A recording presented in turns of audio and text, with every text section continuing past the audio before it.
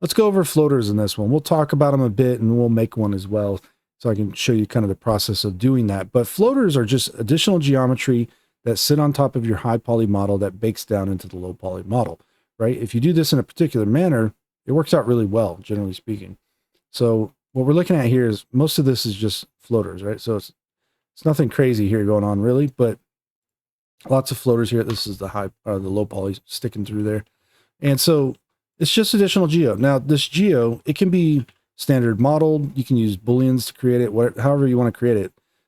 It's up to you, right? If you make it high enough resolution and it's going to work good in a normal map, then that's it. That's good geo for creating floaters. If you want to do subdivision, on the other hand, you can certainly do subdivision as well. Okay, it's actually pretty good to do subdivision because you can do like slight little surfacing effects like this as well, which is really nice. You can do things like shrink wraps to try to make things line up much closer. But floaters should be above the surface, first and foremost, right? The main thing is that you don't want to make them super thick. You want to make them as thin as possible for the most part. And what that's going to allow is that you won't have to push your cage model out as far. Because if you have to push your cage too far, you might end up intersecting the cage and getting baking issues and all that other fun stuff. And so these will work out much better like this. Now, also, if you didn't notice, underneath, I don't have back faces here. So backface calling on, and there's no additional geometry underneath. This is very good for these pieces as well. So that way they don't try to like cast ambient occlusion and stuff like that. Now, if you were going to go to Substance Painter and try to bake, you want to make sure you always take your floaters and tag them with underscore ignore BF. So when you bake the high to the low, it doesn't cast the ambient occlusion from the back face on it, basically. Marmoset tends to do okay, fine right out of the gate because it's already basically ignoring back face if there's no back faces, right? And so we'll be taking a look at this in Marmoset as well in just a moment. Now, the main way of creating these things is, well, you can use existing geo or you can create new geo. So you shift right click on a surface, perhaps you can set like the 3D cursor if you want to do something that's like a circular shape or whatever, or you can use a plane perhaps. You just select one of these here, create it, right? So let's do a circle, and it's a little bit large right now. Let's bring it down in size, and we could do that. Now, I need to rotate this, so rotate and hold control. We can do that, okay? And that's if it's only a flat surface, like if you're not trying to make it at an angle and stuff. I'm going to tell you a little secret about the 3D cursor, all right? If you go into your preferences, you go into key map, there's a little trick with this one, all right? You can look for the 3D cursor, the shift right click button, right? And you can set this to geometry here, okay? What that allows you to do is when you select this and you place it like this, let's say if it was right here, you see it lines up to the surface there? Like it doesn't line up to the viewport anymore, which is great. So now if you create a circle here, you can do that and you can align to the 3D cursor. Boom. You see? It's a really cool little trick that you can do. You can also use a tool and do the same thing, but I just set the default for that shift right click to do that. Now, so we can create this.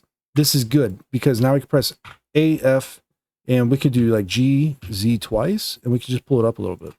See, very fast and easy to do. Inset and hold control. And you might want to do like tiny little insets and then inset, right? And then hold control and push that down. If you're going to do something like this, because you could just hit control 2 later on, subdivide it.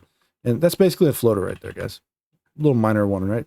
Similar to the big ones there. But this right now, if we use face snapping, align rotation to target, we should be able to hit Shift D and hold control and just go place this wherever we need to.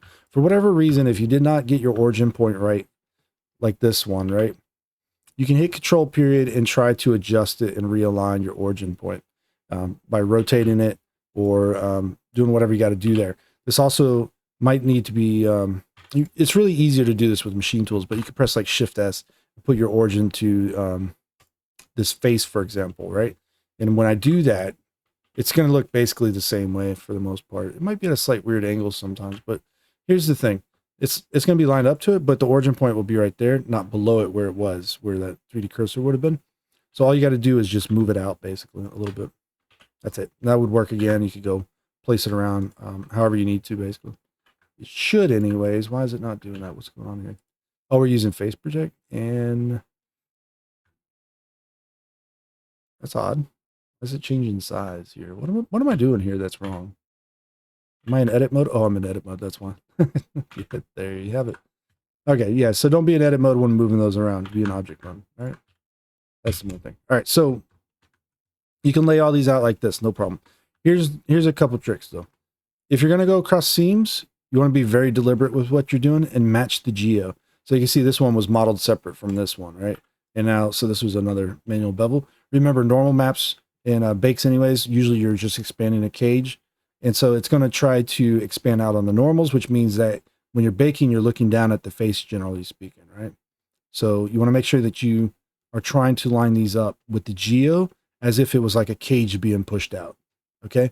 That's the main thing with a floater like that. You can use floaters as trims. It's really simple. It's really fun to do. But if your model's too low poly and you try to go across seams, sometimes the triangulation of the UV maps will distort the area. So you'll still see the seam or the floater as will look distorted, or it won't line up quite right on the seam. So you have to be careful going across seams, but you can practice it. You'll get the hang for it. It's not too crazy.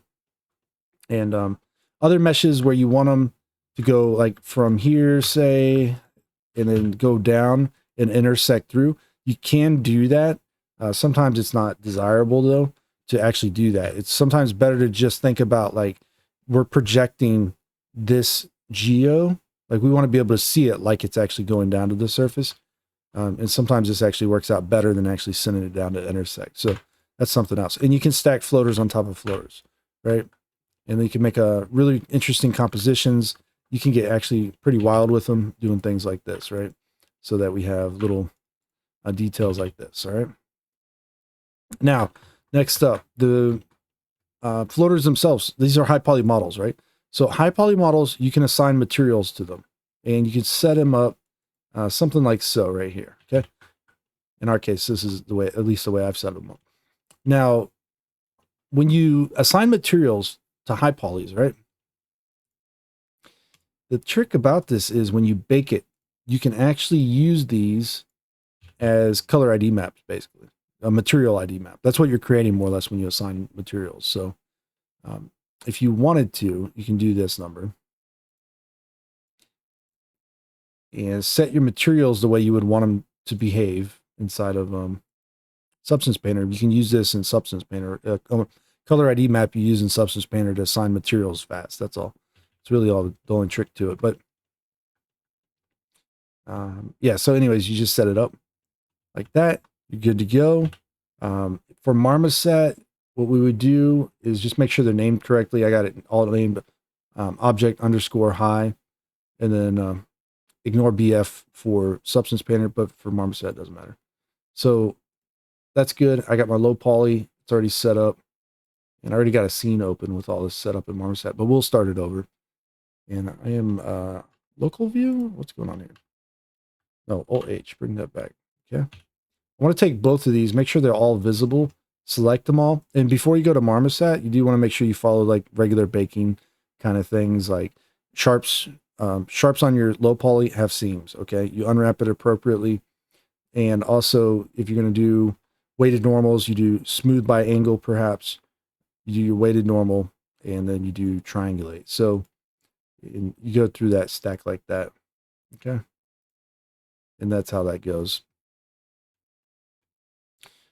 Use a 4, not like some people say to preserve the quads and do 5 or above for Engond.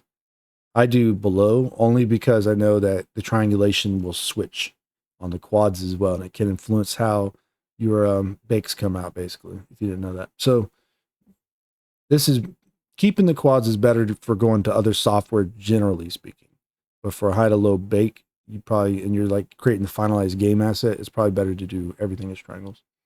Anyways, with that out of the way, we have all of this. Press A, you can use machine tools, export FBX. It'll just do export FBX selected objects, right? So we'll do that. Let's go to Marmoset real quick. And I'm just going to restart this real quick. New scene. And what we'll do is just create a bake project. This is the older version of Marmoset now, I guess, but still very similar, I believe, to the new one. But new bake project, quick loader, FBX file loaded up. It's going to look like this for now. What we want to do is go ahead and just click preview. It's going to ask where you want to send the files. Usually a folder called mesh maps would work inside of your project. But we're just going to go to desktop here for this one. And I'm going to turn on ambient occlusion, color ID, or material ID, excuse me. Let's set the resolution up a bit. 16. Oops, sorry. You don't have to do 16. You can do 8-bit. It's up to you. 16 is what I meant here, samples. All right, so we bake. You can just click preview again if like AO or something doesn't pop up. Boom. You see what we got going on? And so if you ever need to tweak your cage, you can just do the low, tweak the offsets here. If you have skewing, you can paint skew. It's very easy. So you can just be like, I need to paint this and fix skew correction here. Okay, there's a little bit of skewing. And then when you're done, just go back to the bake project. Cool. All right, so one of the issues you'll run into with floaters oftentimes is like the AO just doesn't look quite right, okay? So you need to adjust it. And we already talked about kind of cutting this, what I would call like the skirt of a floater up, but you don't bring it all the way down to the mesh basically. If you do that, right, and you tweak the search distance and cavity, you can, more than likely, if you have like any kind of really bad, weird AO going on, you could probably get rid of it by doing that and just rebake.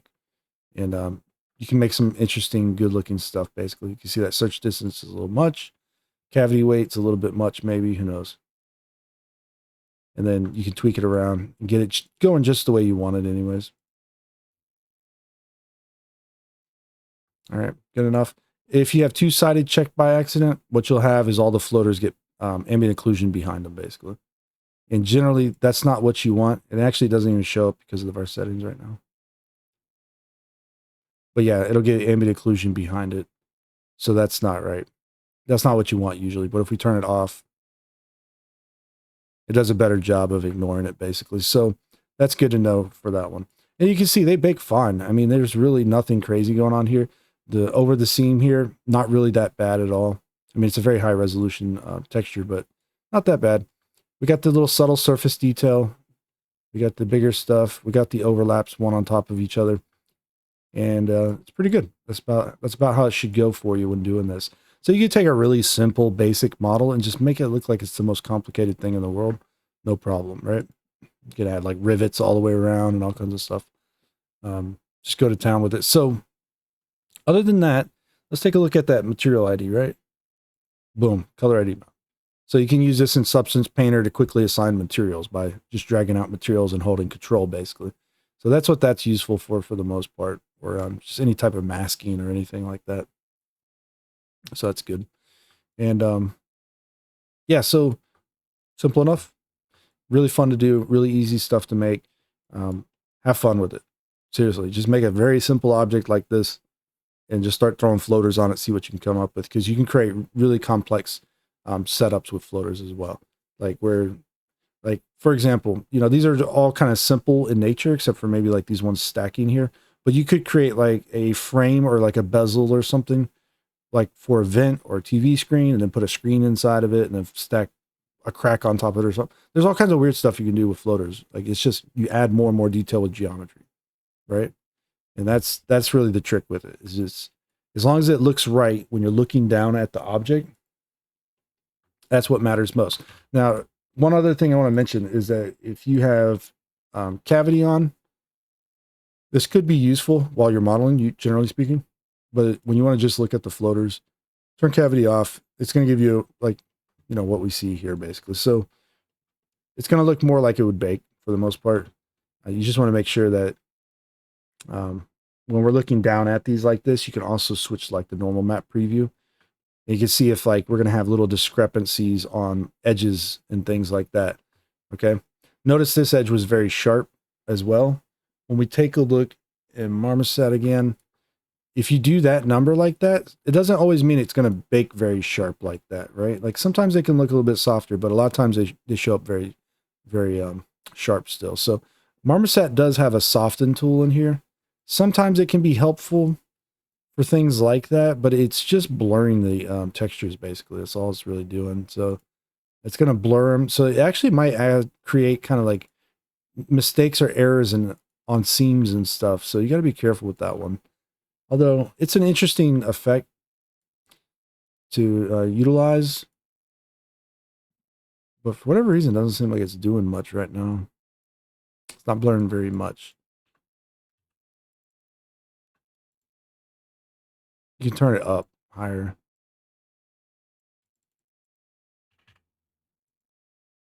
And see if it takes effect. Some software does, it does react to like inputting manual values like that. Like Substance Designers is bad for that.